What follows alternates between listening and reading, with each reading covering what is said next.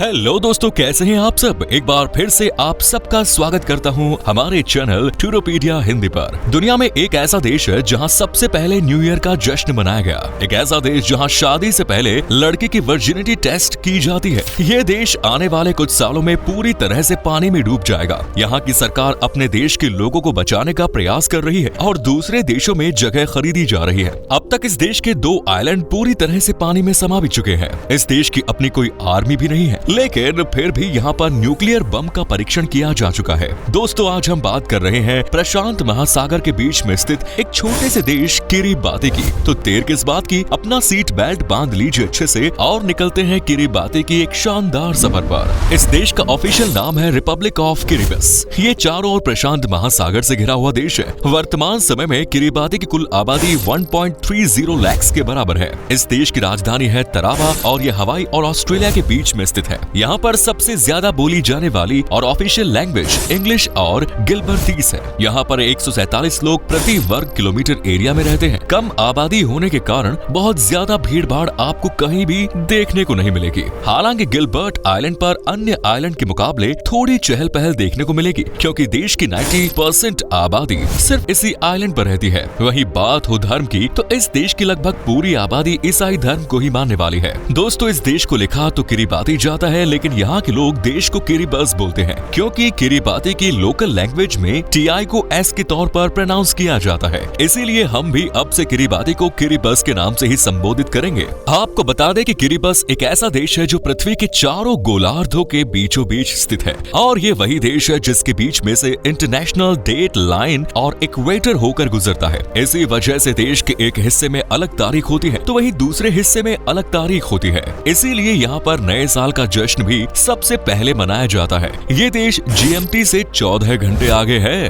किरिबस के इतिहास की बात करें तो करीब 4 से 5 हजार साल पहले से लोग यहाँ पर रह रहे हैं। माइक्रोनेशिया के लोगों ने सबसे पहले यहाँ पर आकर रहना शुरू किया। बाद में फिजी, टोंगा और समोआ आइलैंड से लोग यहाँ आकर बसे। किरिबस देश का कल्चर का खजाना काफी दमदार है और साथ ही यहाँ पर डाइवर्सिटी भी बहुत ज्यादा देखने को मिलती है। सन 1893 में किरिबस को ब्रिटेन ने अपना उपनिवेश बना लिया और यहाँ पर लंबे समय तक राज किया। 1941 में दूसरे विश्व युद्ध के दौरान जापान ने किरिबस के तरावा आइलैंड पर कब्जा कर लिया, लेकिन 1943 में अमेरिका ने जापान की सेना को हराकर तरावा आइलैंड को आजाद करा दिया। लेकिन तब भी तरावा पूरी तरह से आजाद नहीं हुआ और फिर से ब्रिटेन की कॉलोनी बन गया। 12 जून 1979 के दिन किरिबस को आजादी मिली। सन 1999 में ये देश संयुक्त राष्ट्र का सदस्य बना और आज ये वर्ल्ड बैंक, IMF और कॉमनवेल्थ नेशंस का भी हिस्सा है। किरिबस देश की जीडीपी 20.7 करोड़ डॉलर्स के करीब है, तो वहीं यहाँ रहने वाले लोगों की per capita income 1706 US dollar के आसपास है। किरिबाती की हवा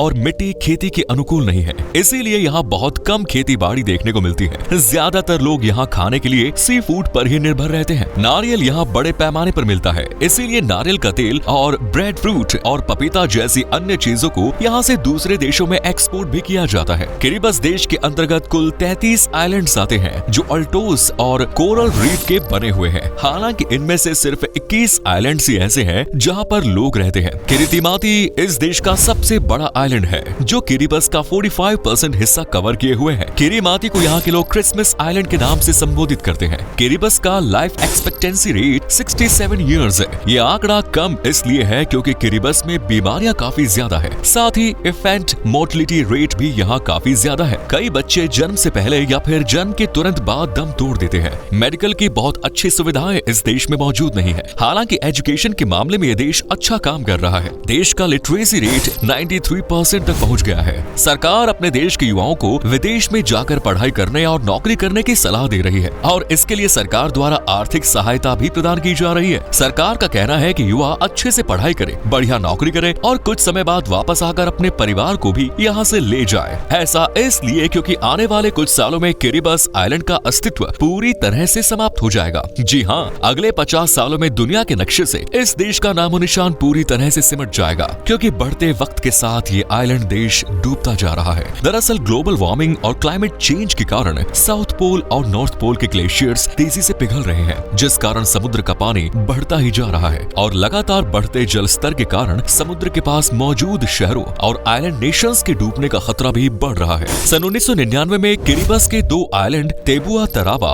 और एबेनुआ आखिरी बार देखे गए और इसके बाद पूरी तरह से पानी में समा गए। ऐसा ही हाल अगले 50 सालों में किरिबस के अन्य आइलैंड्स का भी देखने को मिलने वाला है। लोगों को बचाने के लिए किरिबस की सरकार लगातार प्रयास कर रही है। कुछ समय पहले किरिबस ने फिजी में 6000 एकड़ जगह खरीदी, जिससे अपने देश के लोगों को सुरक्षित स्थान पर पहुंचाया जा सके। साथ ही यूएस, ऑस्ट्रेलिया और न्यूजीलैंड भी किरिबस की मदद के लिए आगे आ रहे हैं। इस देश के लोगों के लिए कई प्रकार के स्कीम्स न्यूजीलैंड और ऑस्ट्रेलिया में चलाई जा रही है। दोस्तों, मजे की बात यह है कि किरिबस देश में लंदन, पेरिस और पोलैंड नाम की जगह भी है। जी हाँ, लेकिन असल में इन जगहों के ऐसे नाम के पीछे की एक अलग कहानी है। पोलैंड के एक एक्सप्लोरर और इंजीनियर स्टानिस्लाव पेलजिंस्की एक बार किरिबस आए और उन्होंने यहाँ के लोगों की काफी मदद भी की। गाँव वालों को रोजगार दिलाया था, साथ ही समाज के कामों में भी उनका काफी योगदान रहा। इसी वजह से उनके सम्मान में एक जगह का नाम उनके होम नेशन पोलैंड पर रख दिया गया। ऐसे ही पेरिस नाम भी रखा गया। फादर इमैनुएल रूजियर एक फ्रेंच प्रिस्ट थे जो किरिबस आए। उन्होंने सन 1917 से 1939 के बीच में किरिबस की एक जगह को लीज पर लिया था और वहाँ पर 8 लाख नारियल के पेड़ लगाए थे। इतनी बड़ी संख्या में पेड़ लगाने के कारण किरिबस को आर्थिक तौर पर काफी मजबूती मिली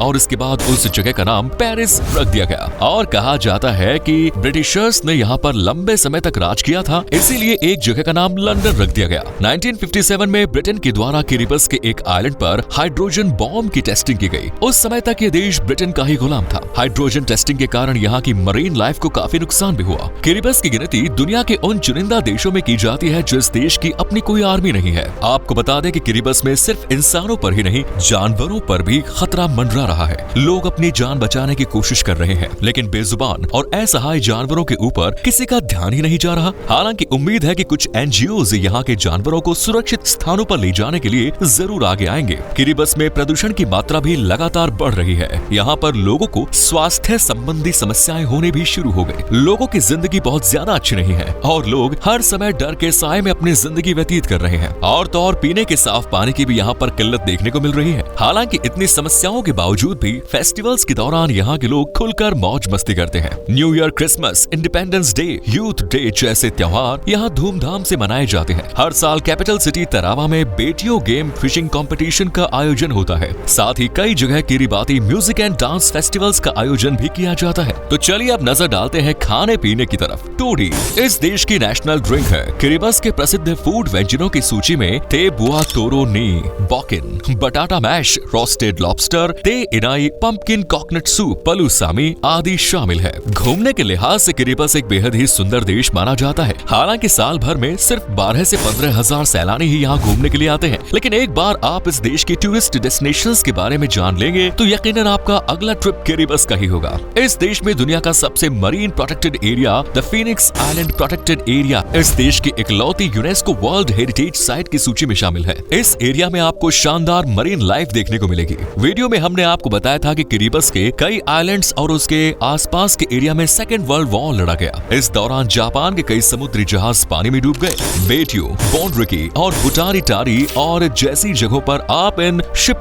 रैक्स को देख सकते हैं। किरिबस के समुद्री तट भी कमाल के हैं। बीचेस पर शानदार रिजॉर्ट्स में आप रिलैक्स कर सकते हैं। तरावा इस देश की सबसे डेवलप्ड सिटी है। यहाँ पर कुछ मॉल्स और मार्केट्स भी मौजूद है जहाँ आप शॉपिंग कर सकते हैं। पार्टी के लिए नाइट क्लब्स और बार्स यहाँ मिल जाएंगे आपको। सभी प्रमुख सरकारी बिल्डिंग्स और हेडक्वार्टर्स भी इस शहर में मौजूद है। कुल मिलाकर तरावा पुराने और नए आर्किटेक्चर का एक शानदार नमूना पेश करता है। अगर आपको बर्ड वॉचिंग पसंद है और प्रकृति से प्यार है तो एक बार क्रिसमस आइलैंड भी जरूर विजिट करें। यहाँ पर petrel, tern tropic birds, shearwater जैसी दुर्लभ प्रजातियों के पक्षी आपको देखने को मिलेंगे। माराकई आइलैंड को किरिबस के ही नहीं बल्कि दुनिया के सबसे खूबसूरत आइलैंड्स में से एक माना जाता है। और ऐसा हम क्यों कह रहे हैं ये तो आपको इस आइलैंड पर पहुंचने के बाद ही पता चलेगा। इनके अलावा आप किरिबस में फेनुआउरा, सैक्रेड हार्ट कैथेड्रल, कुरिया आइलैंड, अबियांग आइलैंड, तबीतेउ आइलैंड और बेरू द्वी आइलैंड जैसी जगहों पर घूमने जा सकते हैं। चलिए दोस्तों, अब हम आपको बताते हैं कि क्या है यहाँ का वीजा प्रोसेस और किरिबस घूमने के लिए आपको कितने पैसे खर्च करने पड़ेंगे। आपको बता दें कि आपके पास अगर सारे डॉक्यूमेंट्स मौजूद हैं तो आपको वीजा 30 दिन से 4 महीने के अंदर मिल जाएगा। और अगर आप अकेले हैं तो आपको किरिबस घूमने के लिए 6 से 8 दिन में लगभग 3 से 3.5 लाख रुपए खर्च करने होंगे। तो दोस्तों, किरिबस की करेंसी है ऑस्ट्रेलियन डॉलर। तो ये था खूबसूरत आइलैंड किरिबस। कैसा लगा बताइए कमेंट्स में। क्या कभी आपने विजिट की है इस देश की, और अगर की है तो आपका एक्सपीरियंस कैसा रहा ये भी हमारे साथ शेयर करें। उम्मीद करता हूँ कि आपको ये एपिसोड पसंद आया होगा। वीडियो को लाइक कीजिए और अपने दोस्तों और रिश्तेदारों के साथ शेयर करना ना भूलें। हमारे चैनल को भी सब्सक्राइब जरूर करें। वीडियो को अंत तक देखने के लिए धन्यवाद।